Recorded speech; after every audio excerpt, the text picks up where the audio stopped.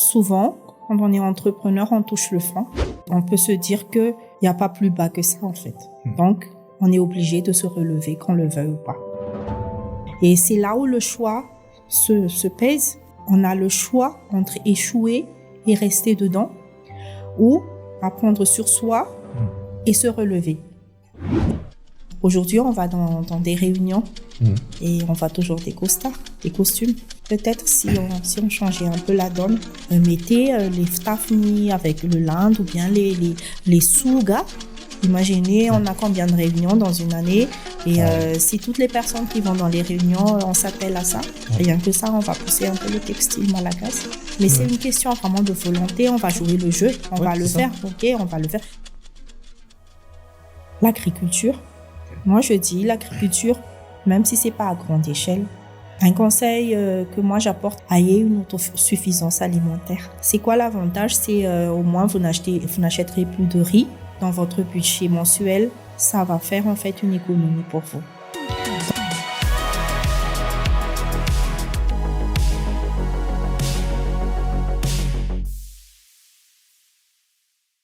Aujourd'hui dans Storytime, je suis super heureux de recevoir Claudia. Claudia, bonjour, bienvenue à toi. Bonjour et merci d'avoir pensé à moi pour ton émission. Avec grand plaisir. Ce que je te propose peut-être là pour les premières secondes d'échange, voilà, est-ce que tu peux un peu te présenter à nous, nous dire qui tu es, quelles sont tes passions dans la vie. Premièrement, je suis croyante, voilà. Donc tout ce que je fais, c'est je le mets entre les mains du Seigneur, voilà. Après, qu'est-ce qu'il faudrait savoir sur moi? Ma couleur préférée, ça peut être le râler du rose au noir. Okay. En fait, je m'adapte. Je suis épouse, mère de 2 enfants. Je suis Tanourasouk, on va dire ça comme ça. Quoi également, je suis malgache et je suis fière de l'être. Quoi d'autre? En tant que personne, eh bien, j'ai suivi plutôt mes études à Mada. Okay. Et je suis entrepreneur aujourd'hui, mais fait un temps, j'ai travaillé également pour des entreprises. D'accord. Voilà. Ok. Récemment, je pense dans l'actualité de ta vie, c'est vrai que récemment, donc, tu es devenue présidente du FIFPAMA. Je pense que c'est important de le souligner aussi quand même. T'es la première femme qui occupe ce poste. Moi, j'avais une question justement parce que avec l'expérience que tu as justement dans le domaine de l'entrepreneuriat, t'es entouré de beaucoup d'entrepreneurs, tu es toi-même entrepreneur. Qu'est-ce qui fait selon toi qu'en fait il y a des entrepreneurs voilà qui arrivent vraiment, on va dire, à décoller, alors qu'il y en a beaucoup aussi qui peinent à survivre. Tu penses c'est quoi qui fait la différence? La différence, c'est une question de volonté, de comportement, et puis surtout de discipline, autodiscipline. C'est pas juste une question de chance, mais c'est une question vraiment de vouloir saisir les opportunités et d'y travailler. Après, d'être conscient qu'il faut beaucoup de sacrifices et vraiment de s'investir dessus. Je dis pas d'investir, mais de s'investir dessus. Il n'y a pas de mystère. Tu veux arriver quelque part, il faut bien que tu t'entraînes, il faut qu'il y ait des nuits blanches, il y a un choix à faire. C'est vraiment, en fait, la réussite, c'est une mode de vie, on va dire. Ok. C'est pas juste, en fait, c'est pas une finalité. Et comme je dis toujours, réussir, c'est un grand mot. Parce qu'il y a réussir sa vie, il y a réussir dans la vie. C'est encore un autre challenge parce qu'il y a la vie professionnelle et la vie personnelle qui doivent s'entremêler, mais qui sont souvent assez pas trop évidentes à gérer, mais par contre qu'il faut bien savoir équilibrer. Donc tout ça, c'est de l'autodiscipline quelque part. Là où la différence se crée, c'est cette volonté de puiser tout au fond de soi quand on a déjà tout épuisé. Souvent, quand on est entrepreneur, on touche le fond. Et on peut se dire que il n'y a pas plus bas que ça, en fait. Donc, on est obligé de se relever, qu'on le veuille ou pas. Et c'est là où le choix se pèse. Et c'est là où c'est une mode de vie. Et c'est là où, en fait, c'est une question de volonté. Parce que là, on a le choix entre échouer et rester dedans ou échouer, avoir la tête baissée, être blessé, avoir beaucoup de déceptions, apprendre sur soi et se relever. Et c'est là où ça devient un choix, en fait. Et donc, quand ça devient un choix, comme je l'ai dit tout à l'heure, je réitère, ça devient une mode de vie. Est-ce que tu penses justement que cette autodiscipline, cette faculté en fait à rebondir une fois qu'on a touché le fond, c'est quelque chose, tu penses que c'est quelque chose qu'on peut entretenir, qu'on peut créer? Comment tu penses qu'on peut, on va dire, cultiver ça en soi en fait pour voilà, je pose la question pour moi mais aussi pour tous ceux qui nous écoutent, une fois qu'on est en bas, comment est-ce qu'on fait? Est-ce que toi par exemple, si ça t'est déjà arrivé, est-ce que tu lis plutôt des livres et là peut-être ça te motive, ça te donne des idées, ou est-ce que c'est quoi un peu le... Alors pour ceux qui sont croyants, peu importe, moi je me tourne souvent sur ma croyance, sur Dieu, et je prends une Bible et moi j'y crois fort. J'ouvre la première parole que je trouve, pour moi c'est ça le message.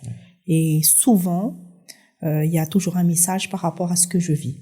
Déjà ça c'est la première chose. Deuxième chose, je médite assez souvent.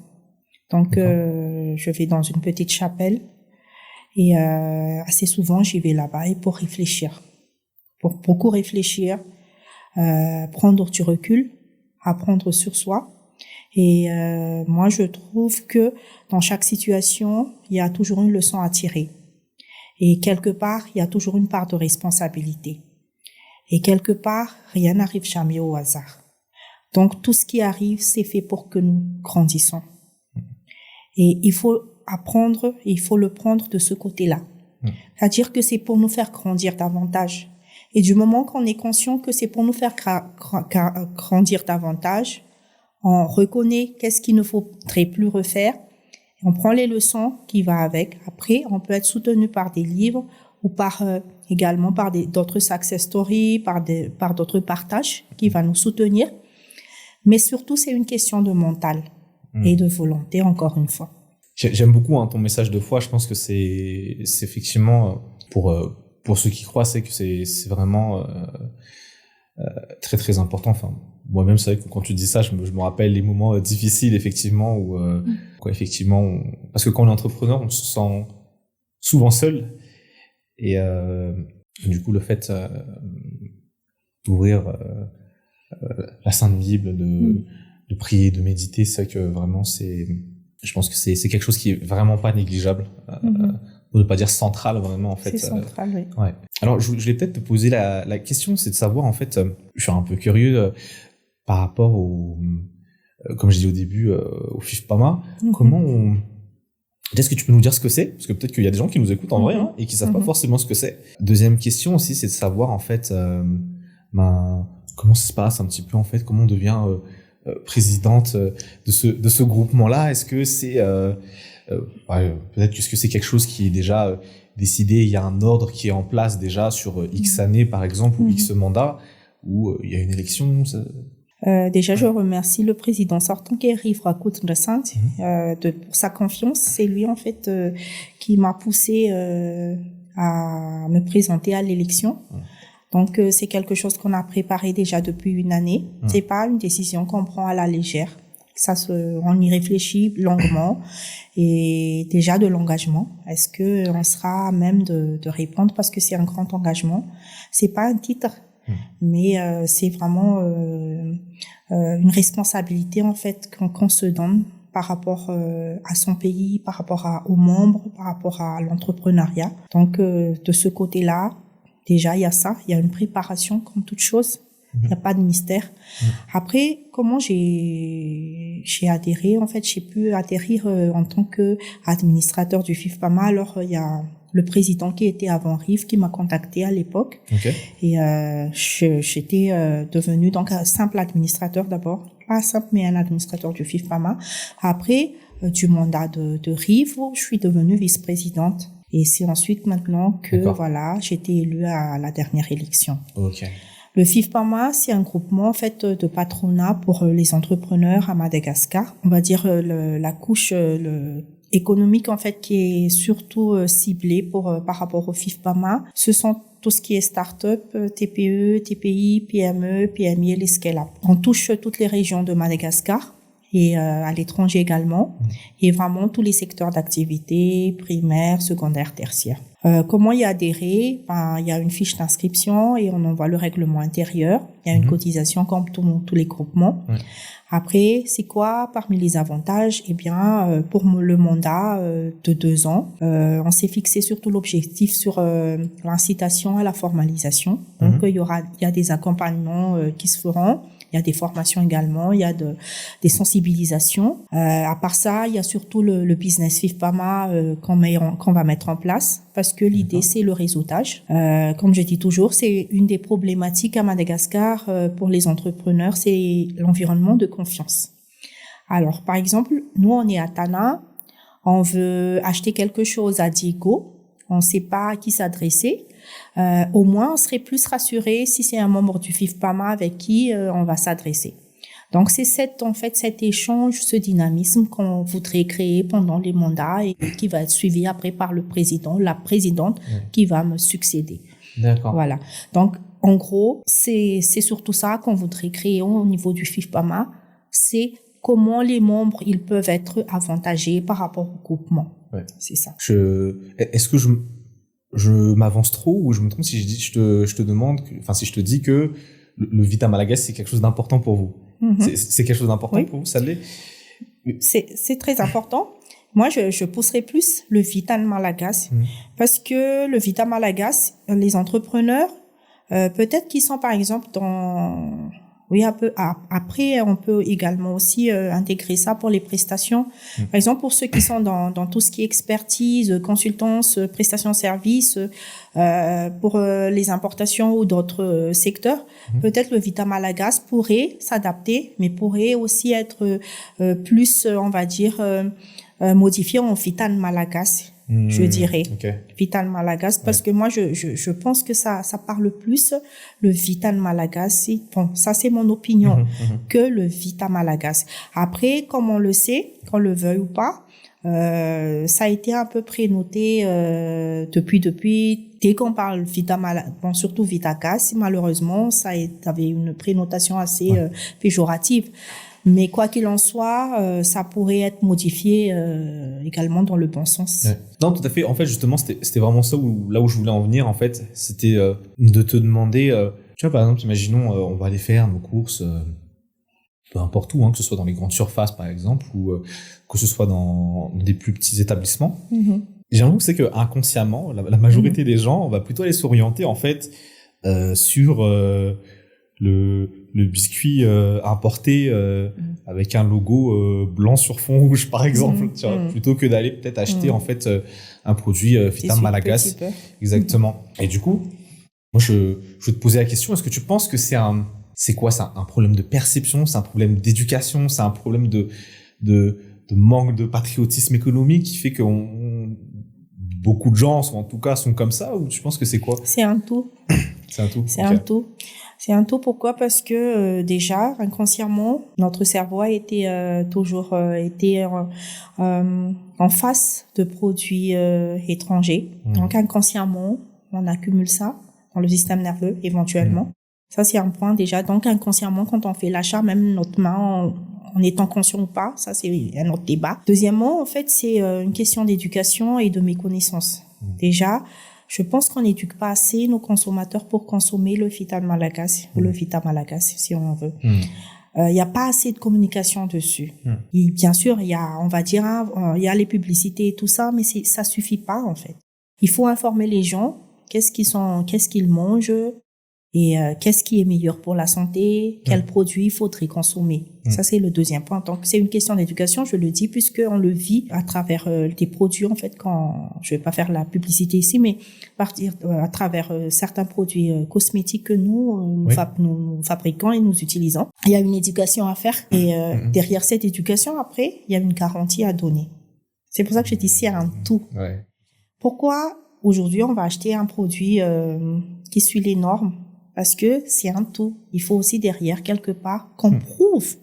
C'est à nous de prouver que le produit qu'on met sur le marché, c'est un excellent produit avec des matières premières Vita Malagasy. On est d'accord? Parce que c'est pas pareil le Vita Malagasy et les matières premières Vita Malagasy.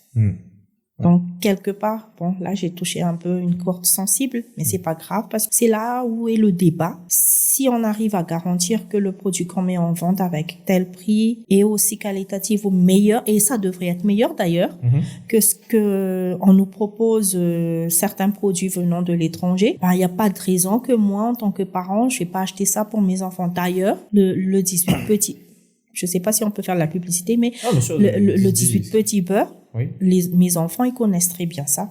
Et ils en ont toujours mangé, consommé depuis. Et c'est un des produits où je fais confiance. Donc, pour moi, il n'y a pas de souci. Je les achète. Je leur achète ça. Pour moi, il n'y a pas de souci. Donc, c'est cette garantie aussi quelque part pour les parents qu'on doit donner, nous, en tant qu'entrepreneurs. Et après, je pense qu'après, ça suit, en fait. Ouais. Non, c'est vrai, je pense que c'est vraiment important ce que tu dis parce que pour ceux, par exemple, qui ont eu la chance de voyager, par exemple, si tu vas, par exemple, je crois pas quel pays, imaginons la France, par exemple, c'est que il y a beaucoup de Français qui ont vraiment à cœur, par exemple, de consommer des produits, que ce soit dans de la nourriture ou des vêtements, quoi, qui sont fabriqués en France. Mais c'est logique. Et pourtant, effectivement, comme tu dis, pour certains, chez nous, effectivement, les gens, par exemple, ils préféraient avoir le truc avec écrit Nike, là, par exemple, alors que localement, il y a de très belles marques qui font de très belles choses. Et, je sais pas, je me dis, ouais, effectivement, comme tu dis, c'est un tout. Je pense que c'est vraiment un travail de profondeur, hein. Vraiment, il y a beaucoup de choses à faire, je pense, pour qu'on puisse arriver au stade où, effectivement, la norme, en fait, c'est de consommer local. Exactement. C'est ça. En fait, tu l'as dit. La norme, c'est consommer local. Peut-être c'est un exemple assez poussé. Aujourd'hui, on va dans des réunions et on voit toujours des costards, des costumes. J'ai rien contre, hein. Moi-même, j'en porte là. Mais peut-être si on changeait un peu la donne, que à partir de maintenant, si on va dans les réunions, utiliser les lambalandes, par exemple. Je dis ça, je dis rien. Par exemple, c'est un exemple vraiment très simple, hein. Il faut pas aller très loin, mais rien que ça. Au moins, le pantalon, mettez le pantalon que vous avez l'habitude de mettre, mais juste le haut, achetez les Vita Malagas. Et quand vous allez dans les réunions, à partir de maintenant, mettez les ftafmi avec le linde ou bien les sougas. On a des tissus Vita Malagas, mais vraiment Vita Malagas, Souga, Landi.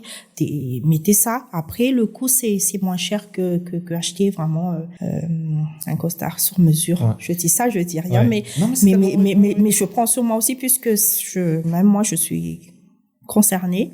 Et je pense que rien que ça. Imaginez, on a combien de réunions dans une année et si toutes les personnes qui vont dans les réunions, on s'attelle à ça, rien que ça, on va pousser un peu le textile malagas. Franchement, c'est un exemple simple, hein, mais moi j'y ai pensé, j'ai dit pourquoi pas à partir de maintenant.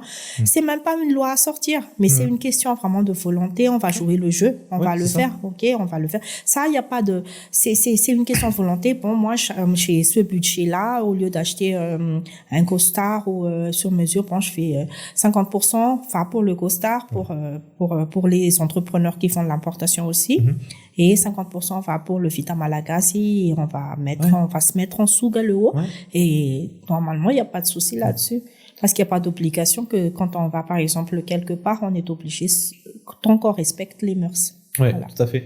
Ouais, je pense que c'est quelque chose en plus où effectivement, si on arrive à mobiliser, en fait, un groupe de personnes pour commencer à faire ça, ne serait-ce que dans son entourage, au sein du groupement par exemple, c'est beaucoup plus facile parce qu'effectivement, l'être humain de par sa nature, effectivement, s'il y a une personne qui vient habillée, comme ce qu'on disait tout à l'heure, dans une réunion où tout le monde est là, on va dire en mode relativement classique, costard cravate, peut-être que la personne va se sentir un peu seule, mais effectivement, je pense que si jamais il y a ce petit noyau pour démarrer quelque chose, et je pense aussi, d'une certaine manière, ça touche même à l'aspect identitaire, culturel. Identitaire surtout. Identitaire surtout, et ça va, inconsciemment, ça va raviver, en fait, cette identité que nous avons et que nous devons avoir. Ouais. Je vais te poser une question qui est en lien avec vraiment, avec Malagasar. Aujourd'hui, j'ai regardé un peu avant qu'on fasse notre discussion en termes de croissance du PIB, en tout cas en 2024, on était à, je ne sais pas de bêtises, 4,2%, quelque chose comme ça. Qu'est-ce que selon toi on devrait faire pour passer donc de one digit à two digits ou faire 10% et plus en fait? Qu'est-ce qui nous manque? Qu'est-ce qu'il faut vraiment qu'on se dise et qu'on fasse, en fait, pour vraiment passer ce cap? Pousser déjà l'entrepreneuriat. Et pourquoi justement l'incitation à la formalisation, c'est ça. C'est ça. Les 4E, en fait, c'est la statistique qu'on a formellement déjà. Mais si on fait une enquête sur l'entrepreneuriat propre, sur les informels, ça devrait pas refléter ça. Donc déjà, pousser l'entrepreneuriat, pousser les gens en fait à devenir formels, ça va aussi augmenter la fourchette fiscale, tout en accompagnant les entrepreneurs justement à ne plus avoir peur d'intégrer la formalisation. Voilà. Donc, je pense qu'il y a que ça, pousser l'entrepreneuriat. Et quand on pousse l'entrepreneuriat, le pouvoir d'achat ne peut qu'augmenter, déjà. Et quand le pouvoir d'achat augmente, en fait, on peut après aussi consommer localement. Parce que une des réalités qu'il faut se dire, c'est que les produits, malheureusement, ne sont pas assez compétitifs aussi à Madagascar. C'est ça. Il y a ça aussi. Malheureusement, souvent, on n'est pas compétitif. Mais à l'extrême aussi, il y a des produits qui n'arrivent pas, en fait, dans les grandes villes, qui restent, en fait, dans les lieux de production, dans les lieux d'exploitation. Et dans les deux sens, on est bloqué. Et tout ça, on arrive même à 25%, je dirais, ou à 15% à débloquer. Tous ces petits détails-là qui va faire la grande différence, on pourrait augmenter même de très peu ou de peu, et ça va aller petit à petit, mais dans ce sens-là. Donc, il y a tout ça à débloquer et peut-être éventuellement, on pourrait espérer à une augmentation. Et moi, je dis, il n'y a pas de raison pour que ça se fasse pas. Tout est une question de volonté.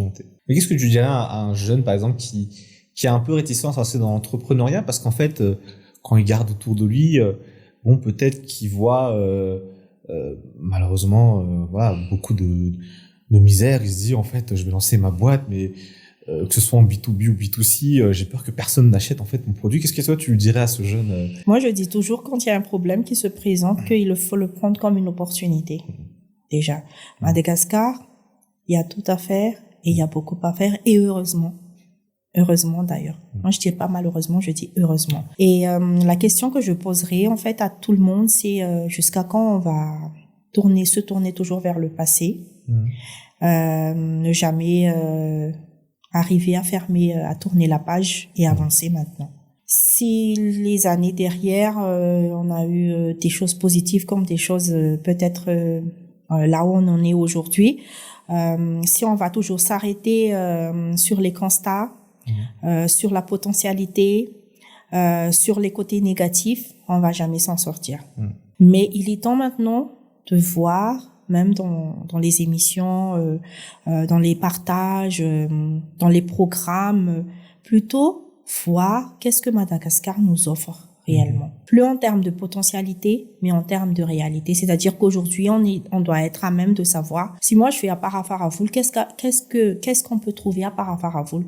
Mais si on me pose la question aujourd'hui, je serai pas à même de répondre à cette question. Je saurais juste que, Miss Famboulé n'a bien à Parafaravoul, mais quoi exactement? Quel tonnage de quoi? Et on en reste là.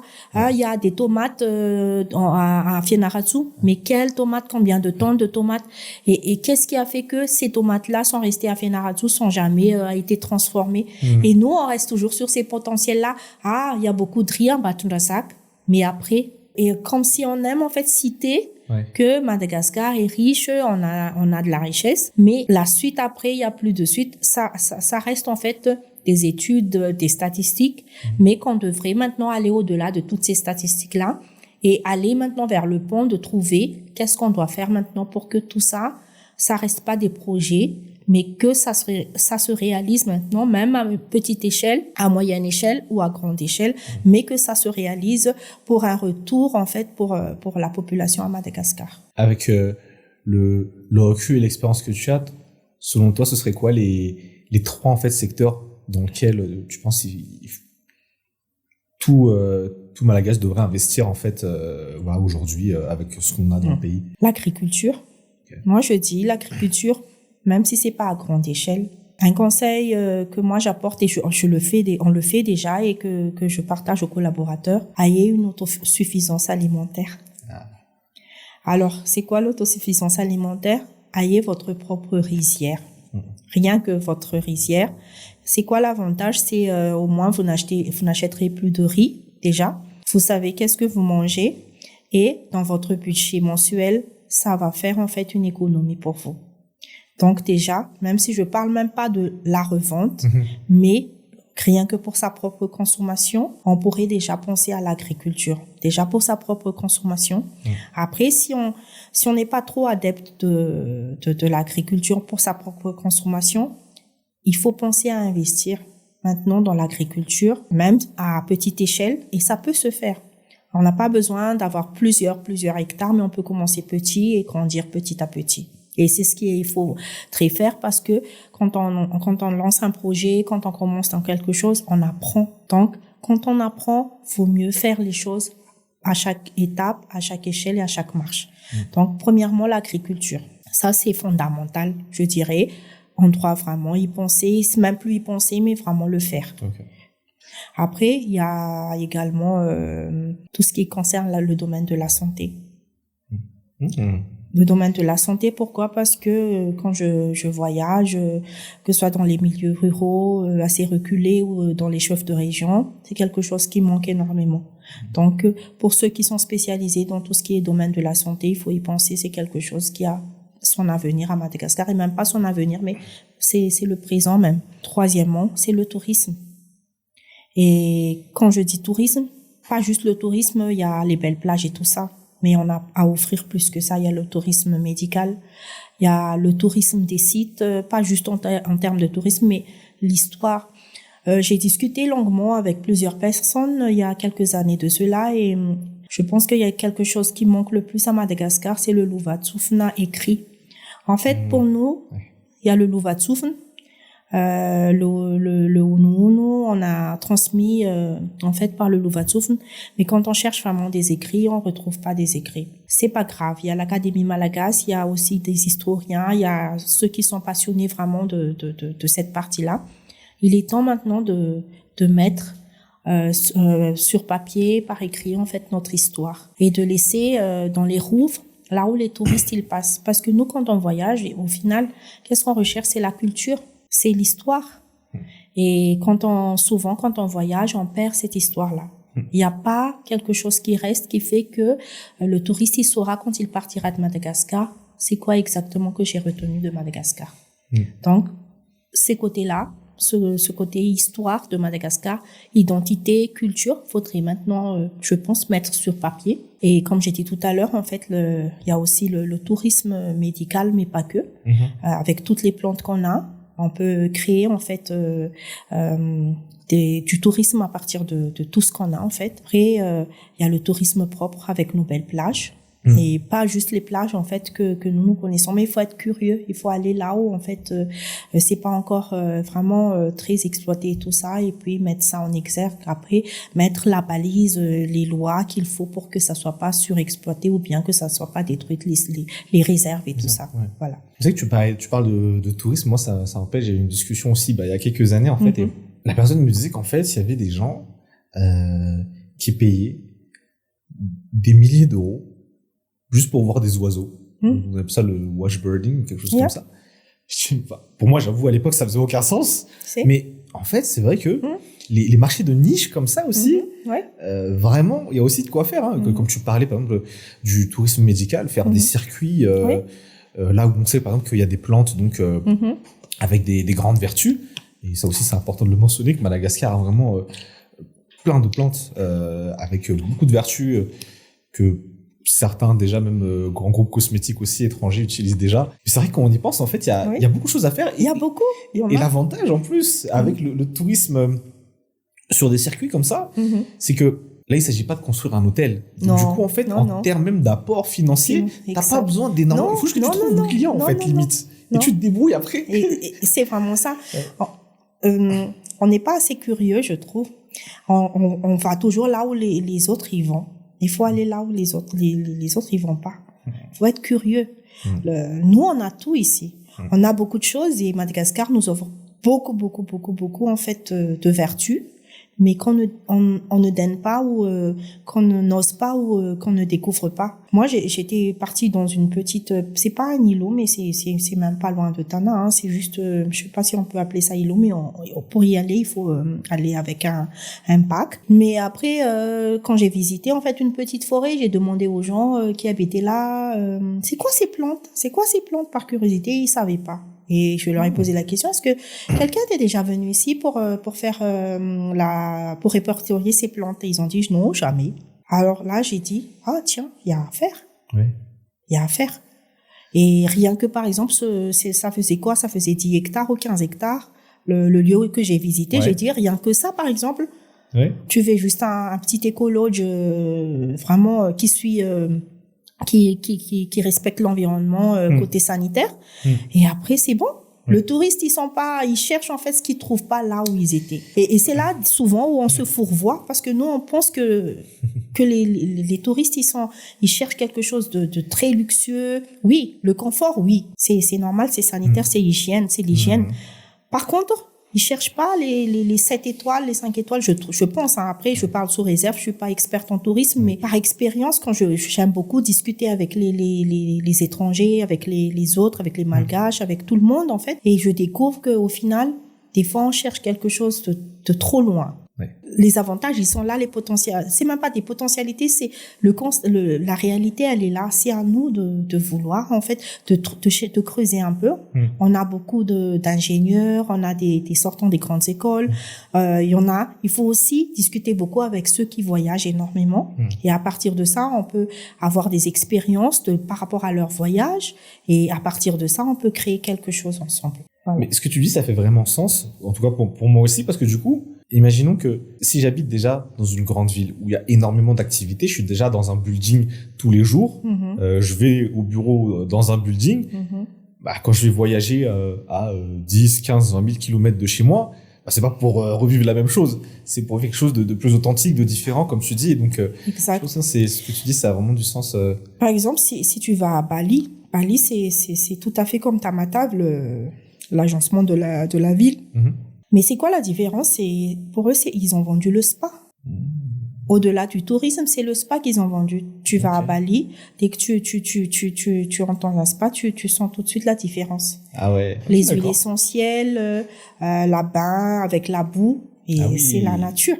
Ah ouais. Et c'est pas quelque chose qui est difficile à faire. Par exemple, tu vas à Itas, tu as la boue en fait de geyser, et c'est ça en fait. Ouais. Faut pas chercher loin. Pas chercher loin, ouais. En fait, il faut pas chercher loin. Il y a beaucoup en PIF, je m'excuse.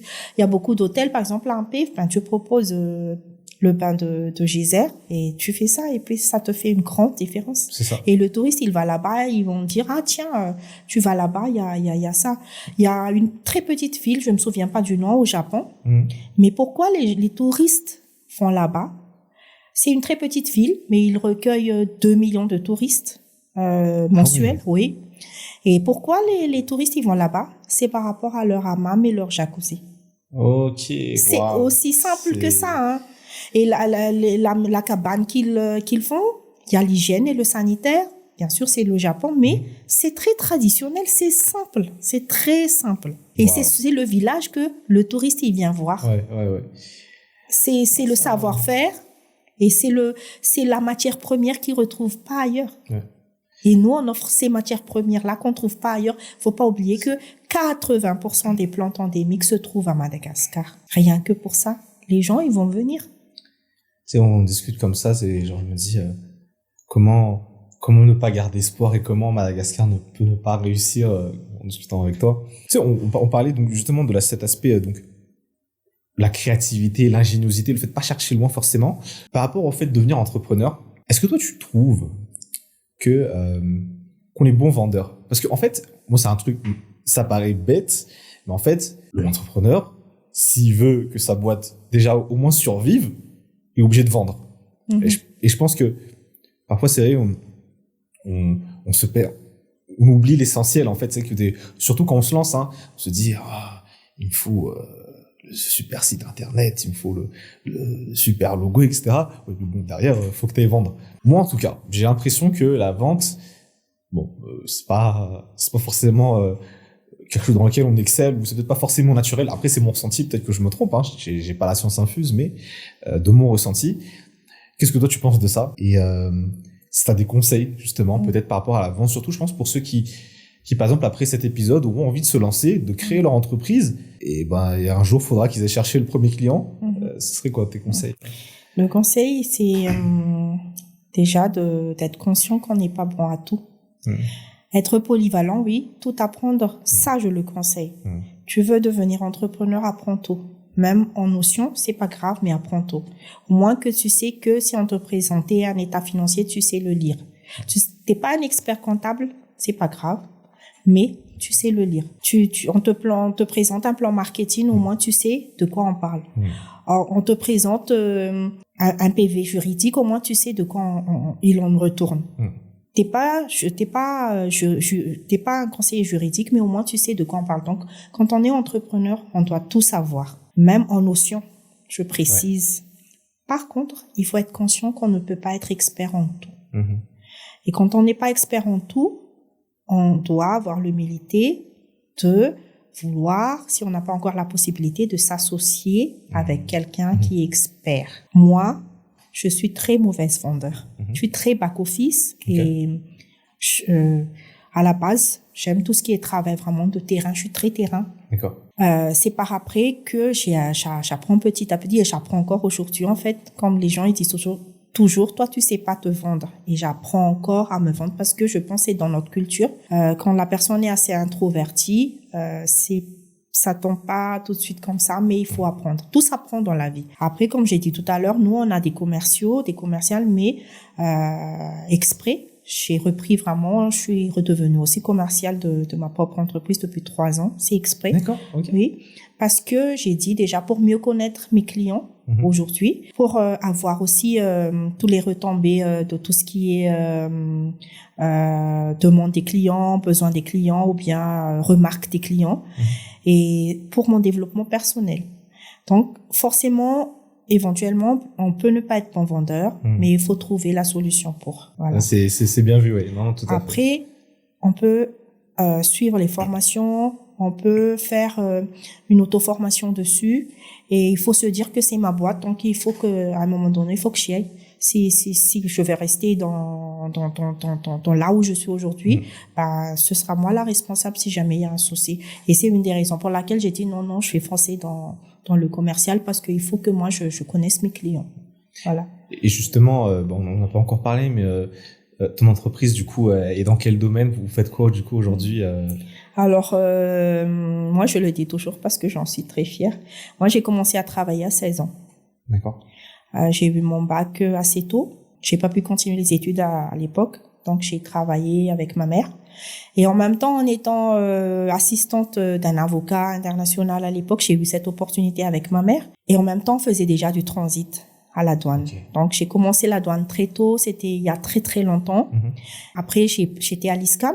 J'ai appris le commerce international, après le marketing communication. Et donc, j'ai eu l'opportunité, en fait, de travailler dans le commerce international. Au début, on était dans l'import-export, donc on faisait l'exportation de ferraille à Fort-Dauphin. Et en même temps, l'importation, on était, en fait, fournisseur de grandes entreprises à Madagascar. Okay. Depuis 2007. Et après, on a basculé dans tout ce qui est prestation de services, donc dans le commissionnaire en transport, groupage entre l'Asie, Madagascar. Okay. Et après, je suis devenue transitaire et en même temps transporteur routier. Donc, je suis dans la logistique. Sur mon premier métier, je suis dans la logistique. Mon deuxième métier, je suis plus dans la construction, tout ce qui est autobloquant et parpaing. Et dans mon troisième métier, je suis dans l'institut de beauté et bien-être. D'accord. Ok. Multipreneur, comme on dit. Ok. Non, franchement, c'est excellent. Mais en fait, donc par rapport à ta première casquette d'entrepreneur, donc si jamais par exemple on veut, j'ai n'importe quoi, hein, on veut commander son salon par exemple de la Chine, du coup, on peut faire appel à toi. Exact. Et toi, en fait, tu interviens à quel moment, en fait? C'est, par exemple, imaginons que je commande le truc, j'ai payé le fournisseur, en ligne, par exemple, je sais pas comment. Et toi, t'as un dépôt, il faut que j'envoie les affaires à une adresse que toi tu me donnes, ou ça se passe comment, en fait? Ça, hein? Alors, tout à l'heure, on a dit, dans chaque problème, il y a une opportunité. Malheureusement, il y a eu le Covid en 2020 et nos clients ne pouvaient plus voyager. Donc, quand les clients ne pouvaient plus voyager, il fallait trouver une solution. Et comment faire? Donc, c'est là où on a eu déjà le service sourcing, mais c'est à partir de 2020, en fait, qu'on a vraiment encore agrandi. Donc, on a le service sourcing. Donc, ça répond à ta question. Si tu es à la recherche de fournisseurs, on est là pour t'aiguiller. Ok. Après, on a notre bureau en Chine. On a notre dépôt aussi à Guangzhou et à Yiwu. Et après, comme je suis transitaire, donc tout ce qui est dédouanement, après, on le prend en main. Et comme on est transporteur, donc en fait, c'est de bout en bout. C'est du bout en bout, c'est du door-to-door. Et on est entre Madagascar, la Chine, l'Indonésie, Thaïlande, la France et le Canada. Wow. Donc voilà. Donc on opère dans ces zones-là aujourd'hui. Excellent. Et je vois un peu sur ta troisième casquette qui était, tu disais, t'étais dans le bien-être et la beauté, c'est ça? Et c'est quoi? Donc t'as un centre, t'as une marque de consommables, ou c'est quoi? On a un institut de beauté bien-être. Donc tout ce qui est esthétique, rattaché à la coiffure et tout ça. Donc ça, c'est le côté beauté bien-être, vraiment en institut. Après, maintenant, on a nos propres produits. Donc on fait vraiment la production. On fait la production de tout ce qui est de notre shampoing, après-shampoing, masque, sérum, soins du visage, tout en fait, gommage, enveloppement corporel. Et l'avantage, pourquoi l'agriculture? Parce que moi j'ai toujours aimé l'agriculture. Donc on cultive le cacao déjà depuis plus de 10 ans. Et on est aussi dans la culture de Ravtsara, du Lunguza et d'autres. Donc on a notre propre alambic. Et on produit nos huiles essentielles. Et ce sont les huiles essentielles que nous produisons, qu'on utilise en fait dans notre petite labo. Et on travaille avec un médecin biologiste et on fait notre propre transformation, et c'est là qu'on met en institut. Wow, excellent.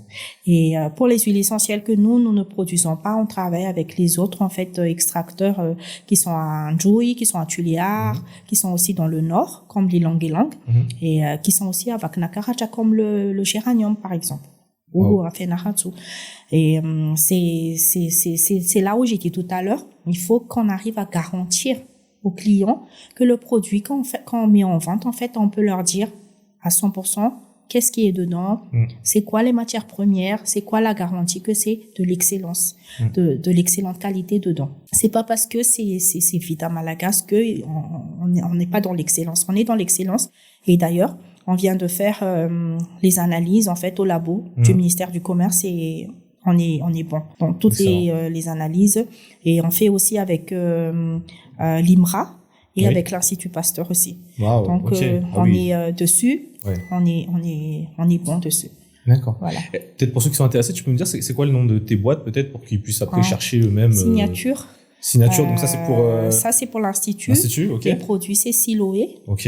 Et IMEX pour le groupage, et MPT pour le transit. Ok. Voilà. Ça marche. Bon, alors du coup, je t'écoute et je me dis, waouh, c'est vrai que ça fait quand même beaucoup de choses à gérer. Comment est-ce que tu fais pour concilier du coup tout ça, tout ce qui est ta vie pro, t'as aussi ta vie perso, que la famille, les amis, t'as aussi tes engagements comme avec le groupement. Il faut aussi du temps pour toi. Comment est-ce que tu fais en fait du coup pour te retrouver dedans? Et une autre question dans la question, c'est est-ce que si on devient entrepreneur, on doit s'attendre à... Est-ce que l'équilibre, finalement, c'est quelque chose de possible à un moment donné? Est-ce qu'à un moment, c'est pas, par exemple, 90% l'entrepreneuriat, la boîte, parce que bien faut la faire décoller, puis 10%, c'est pour tout le reste? Ou est-ce que ça a été relativement équilibré pour toi? Oui et non. Tout à l'heure, on a parlé, quand j'ai dit, il faut que l'entrepreneur, il sache tout. C'est une des raisons pour laquelle j'ai dit ça, parce qu'à un moment donné, tu veux pas déléguer si tu connais même pas qu'est-ce que tu délègues. Il n'y a pas de mystère dessus. Ouais. Donc, à un moment donné, effectivement, je dormais 2 heures par jour, 2 heures, 3 heures par jour, parce que je terminais à 1 heure du matin, 2 heures du matin, pour me réveiller à 5 heures, 6 heures, pour repartir à 7h30, tout en sachant qu'il y a le mari, il y a les enfants, il y a mes parents, il y a la famille, il y a les adits. N'oublions pas que Tika Malakasia, il y a Tit Pétik. Il y a tout ça, en fait, mais à un moment donné, c'était surtout le travail, les études, effectivement. J'ai eu l'opportunité, je remercie le bon Dieu, d'avoir pu allaiter mes enfants. Donc pour moi, c'est une opportunité parce que j'emmenais mon fils avec moi dans les réunions et comme il était à allaitement pas mixte mais à 100%, donc en même temps, je le mettais, je l'emmenais le matin, je le mettais dans la voiture et il venait avec moi en fait dans les réunions et je pouvais travailler en même temps. Donc c'était voulu, c'était un choix et c'est comme ça que j'ai pu concilier. Et pour le deuxième aussi, en fait, c'était comme ça. Et j'ai concilié comme ça, en fait. C'est une question d'organisation, de volonté surtout. Et c'est une mode de vie. Pourquoi? Parce que tu fais un choix. Donc soit c'est ça, soit j'aurais pu choisir autre chose. Je pouvais sortir le mercredi soir pour être très fatiguée et plus être productif le jeudi et rebelote le jeudi, rebelote le vendredi. Et après quelques années, ça pèse sur l'âge et tout ça et il n'y a pas de réussite. Donc c'est vraiment une mode de vie, c'est un choix, c'est une autodiscipline qu'on se donne et voilà. Et c'est comme ça. En même temps, moi j'aime beaucoup étudier et j'espère que je pourrai encore étudier plus tard. Mais c'est ça. Il y a encore les études. Moi, j'ai jamais arrêté d'étudier parce que quand j'ai terminé l'ISCAM en 2004, j'étais reçue à la banque. Même à la banque, j'ai eu l'opportunité d'étudier. Après ça, donc, j'ai travaillé pour le compte autrui. Donc, j'étais employée. En 2009, j'ai repris l'ISCAM. Et mon fils avait 6 mois. Et en M2, donc en même temps, mon fils avait 6 mois, j'ai repris les écoles, les études, et à l'époque d'ailleurs, Général Emani, ça m'a dit, comment toi tu fais? Toi tu dis que tu viens d'avoir ton bébé, voilà. Et puis j'ai dit, bon, c'est une question de volonté, d'organisation, et je remercie mon mari et ma mère, parce que c'était eux en fait qui en même temps gardaient effectivement mon fils, pendant que moi j'étudiais aussi le soir. Après ça, j'ai repris encore les études, parce que pour être transitaire, il faut aussi étudier. Donc j'ai repris les études en 2015, et après ça, j'ai fait Stanford en 2023. Et en 2024, j'ai suivi une petite formation avec London Port Academy. Voilà, donc il y a aussi les études derrière. Donc tout ça, c'est une question d'organisation et de volonté. C'est-à-dire que pendant que les gens ils se reposent, toi tu étudies. Le dimanche après-midi, par exemple, je me reposais pas. Mais c'est là que j'étudiais, ou bien la nuit, tard la nuit, c'est là que j'étudiais. Donc tout ça, c'est une question de volonté et d'organisation. Tu te dis dans ton mental, ça c'est pas éternel, ça va se terminer en 10 mois, donc tu fais le sacrifice pendant 10 mois. Voilà. C'est une question de mental. D'ailleurs, un point commun que du coup Claudia et moi on a, c'est que moi aussi j'ai fait l'ISCAM en commerce international d'ailleurs. Ça justement, ce que tu racontes, c'est ce que je pense les gens aussi ne voient pas, tu vois. Les gens ils se disent tiens, yes, on est sorti et tout, franchement, comme si ça s'était fait du jour au lendemain, que t'avais gagné à la machine à sous, tu vois. Alors que en fait non, c'est ça, c'est les sacrifices, c'est cette discipline, c'est les sorties auxquelles tu as dit non. C'est non, franchement, beaucoup de respect. Et je pense que c'est ça aussi un message aussi que je pense que c'est important aussi de transmettre à nos cadets, c'est en fait de leur dire que comme tu l'as dit au début, il y a pas de secret, il y a pas de miracle, faut bosser et faut bosser, c'est comme ça qu'on devient meilleur, c'est comme ça qu'après ben voilà, un jour voilà, on réussit à atteindre ses objectifs, les objectifs qu'on s'est fixés en fait. T'as parlé justement du programme, alors je crois que c'est Stanford Seed, hein, c'est ça le programme, Seed, Je veux savoir, parce que Stanford, c'est une des universités les plus renommées dans le monde. Est-ce que toi tu sens quand même, parce que je sais pas exactement comment le programme fonctionne en fait, mais est-ce que t'as senti quand même que ok, effectivement, Stanford, il y a quelque chose. Je veux dire, c'est pas juste le nom et la brand, tu vois, de se dire, voilà, il y a vraiment quelque chose. Oui. C'est un programme assez exceptionnel, c'est génial, puisque, en fait, c'est pas juste ça, justement, c'était tout un programme. Déjà, il y a un cours, qui est dispensé, au moins, 4 heures à 8 heures par semaine, dispensé, en fait, par des docteurs, qui peuvent être différents d'un pays à un autre. Okay. Et c'est un des avantages. Aujourd'hui, en fait, ça peut être quelqu'un qui vient de la Suisse, comme demain, ça peut être de Nairobi, comme après-demain, des États-Unis et tout ça. Donc déjà, il y a cette diversité. Ça, c'est une grande, je pense, un grand avantage déjà. Et d'un. Et de deux, c'est quelque chose qui est vraiment pris très au sérieux. C'est-à-dire que ça prend beaucoup quand même de son temps, parce que j'ai dit, il y a les cours, et ces cours-là, on les applique après en entreprise. Donc, tu as un coach qui te suit, tu as un PTA qui te suit, et toi, tu leur dis un objectif au début, et ils vont suivre cet objectif-là. Ah ouais. Est-ce que tu l'as fait ou pas? Ah ouais, en cours. Et il y a un plan de transformation, et ils te disent ils t'accompagnent en fait, et c'est toi-même qui dis c'est ça mon plan de transformation sur 4 mois, sur 3 ans, sur 5 ans et jusqu'en 2035. Waouh. Ah oui. Et il y a un suivi derrière, c'est pas juste donné comme ça. Tous les ans en fait, il y a une évaluation qu'il te fait faire, et ils suivent, et tous les ans il y a le PTA qui vient, et ils vont dans ton entreprise, toi tu as dit ça. Est-ce que ça a été fait? Et pendant ton année, il y a 3 fois de présentiel, si je me trompe pas. Donc tu vas dans un pays d'Afrique, et il y a vraiment un présentiel, mais vraiment assez dans le rush. Hein. C'est pas tu rentres à 8h tapant, tu peux terminer à 21h. Hein. C'est c'est pas non, c'est pas mot à mot jusqu'au samedi, et c'est là que tu rentres. Et après ça, il y a déjà les devoirs qui attendent et tout ça. Et ce que tu as appris après, tu dois l'appliquer dans ton plan de transformation. Donc il y a le côté RH, il y a le côté marketing, il y a le côté tout ce qui est finance, il y a le côté connaissance de l'entreprise, de l'environnement et tout ça. Et à la fin, tu as une soutenance à faire. D'accord. Wow. Et c'est après, tu as un mémoire à donner, c'est le plan de transformation. Tu as une soutenance, et cette soutenance-là, c'est ça que tu dois appliquer en entreprise. Et c'est ça qui va suivre après par rapport à ton plan de transformation. Est-ce que tu es où maintenant? Tu en es où? Donc, quelque part, c'est aussi ça le challenge, parce que sinon, tu aurais perdu ton temps. Tu es un entrepreneur, il faut bien que ce que tu dis, tu le fais. Donc, c'est tout ça après. Donc, heureusement, nous, là, il y a 2 parties qu'on a pu terminer déjà jusqu'à aujourd'hui. Donc, cette année, on a encore une partie qu'on n'a vraiment pas encore touchée. Et c'est ça, en fait, notre challenge cette année, c'est de terminer cette dernière partie, mais on a jusqu'en 2028 pour terminer en fait. D'accord. Donc après ils te proposent des consultances et tout ça, mais moi j'ai pas pris de consultant vraiment exprès. J'ai dit je termine d'abord, après c'est là que c'est un choix que le consultant il va voir, il va regarder le plan de transformation, il va faire après la comparaison et un rapprochement pour voir t'es où aujourd'hui. Qu'est-ce qui a été fait? Qu'est-ce qui n'a pas été fait? Qu'est-ce qui devrait être amélioré? Donc, c'est tout ça, en fait, le Stanford Seed. Après, il y a tout ce qui est réseau derrière aussi. Parce que tu deviens alumni, en fait, ou alumna de Stanford. Ah ouais. Donc, il y a tout ça. Okay. Voilà. C'est OK. En fait, c'est cet aspect, c'est vrai, redevabilité, en fait, qui est super intéressant.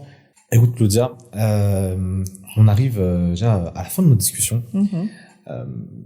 Ma dernière question, en fait, c'est plus, on va dire, open mic, où en fait, est-ce que tu aurais un message que tu souhaiterais faire passer à notre audience? Notre audience a majoritairement, 75% de notre audience, je crois, c'est ils ont entre 18 et 35 ans. Donc voilà. Est-ce que il y a un mot de la fin que tu aimerais leur transmettre? Il y a 3 mots que j'aime beaucoup, que j'adhère et que j'applique dans ma vie. Déjà, la foi, l'excellence et l'intégrité. Et le 3e, c'est la discipline. Voilà. Il n'y a pas de mystère. Applique-le que ce soit dans ta vie privée, personnelle, que ce soit avec tes enfants, que ce soit peu importe ce que tu fais, fais-le avec excellence. Pourquoi avec intégrité? Parce que moi, je dis toujours, si tu es entrepreneur aujourd'hui, il faut voir très loin. Tu vois pas les 2 jours après, tu vois en fait les 20 ans après. Donc, un exemple simple, moi, mon employeur d'il y a 20 ans, je le rencontre, il habite au Canada maintenant, il vient à Madame et il vient toujours me voir. Wow. Donc ça, c'est pour moi, cette relationnelle-là, c'est très importante. Que je rencontre quelqu'un que j'ai pas vu depuis 25 ans ou 30 ans et que j'ai toujours une bonne relation avec la personne. On peut ne pas être d'accord sur certaines choses, mais qu'au moins qu'on garde une bonne relationnelle, en fait. Ça, c'est les 3 mots que j'adhère dans ma vie, que j'applique, que j'essaye d'appliquer dans ma vie autant que faire se peut. Quoi d'autre également, c'est on commence sa vie à 16 ans. Moi, je dis pas, c'est ce que je transmets, en fait, mon premier, il a à peu près cet âge. C'est ce que je dis. Moi, j'ai dit, l'avenir se construit à partir de 16 ans. L'avenir se construit pas à 35, 50 ans. L'avenir se construit. Il n'y a pas de mystère. Il n'y a pas de mystère. Je dis pas que si aujourd'hui on a 35, 45, 55 ans, on peut pas. Si, on peut toujours commencer quand on veut. Mais si c'est possible, surtout, même si on n'a pas l'opportunité, c'est pas grave. Mais commence ta vie à 16 ans. Commence ton autodiscipline à 16 ans. Commence ton objectif à 16 ans et un objectif déjà à la base. Il faut savoir où est-ce que tu veux aller. Où tu veux. Moi, à 16 ans, j'ai su que quand j'aurai 45 ans, je prendrai ma retraite. D'accord. Peut-être ça se fera pas encore, mais c'était mon objectif quand j'avais 16 ans. Et puis, il faut, bien sûr, ça dit pas que tu peux pas t'amuser. Non, au contraire. Comme on dit, work hard, play hard.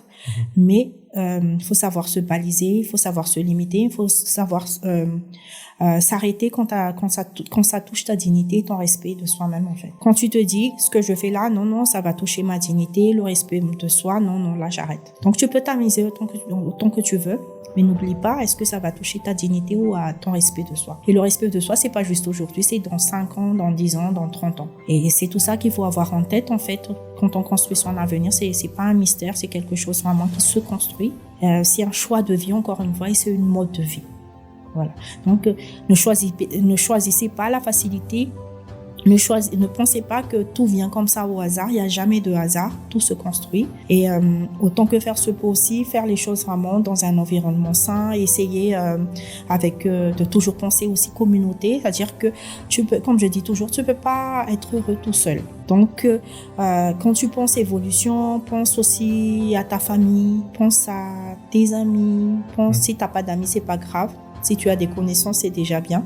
Donc, pense à tes connaissances, pense à tes collègues de travail, pense à tes collaborateurs, pense à ton employé, pense au Fukuta où tu es, pense à ton pays, voilà. Tu peux ne pas être d'accord sur beaucoup de choses, mais penser toujours communauté. Et comme je dis toujours, si au moins tu veux pas faire quelque chose pour les autres, sois au moins une bénédiction, pas une malédiction. C'est la phrase de la fin. Bah écoute, Claudia, merci beaucoup pour ce super échange. Je suis vraiment très content de l'avoir eu avec toi. On te souhaite le meilleur dans tout ce que tu souhaites entreprendre. Et encore merci. Merci beaucoup, et en tout cas, je suis très fière en fait d'être en face d'un Iscarmien qui a son entreprise aussi. Pour moi, c'est une grande fierté et quelque chose aussi, quelqu'un en fait qui veut toujours aller de l'avant, je pense, et quelqu'un qui continue, qui y croit. Il n'y a pas que moi. Si tu es aujourd'hui ici, c'est que tu y crois en fait et que tu veux apporter aussi ton pierre à l'édifice. Et ça, je t'en remercie aussi. Et c'est ça en fait qu'on a besoin. C'est ces petites pierres qui va faire le mur, qui va faire la maison et qui va faire le pays en fait. Voilà. Donc merci à toi aussi d'avoir pensé à moi, et vraiment ça me touche énormément. Et au nom du FIFPAMA, encore merci. Voilà.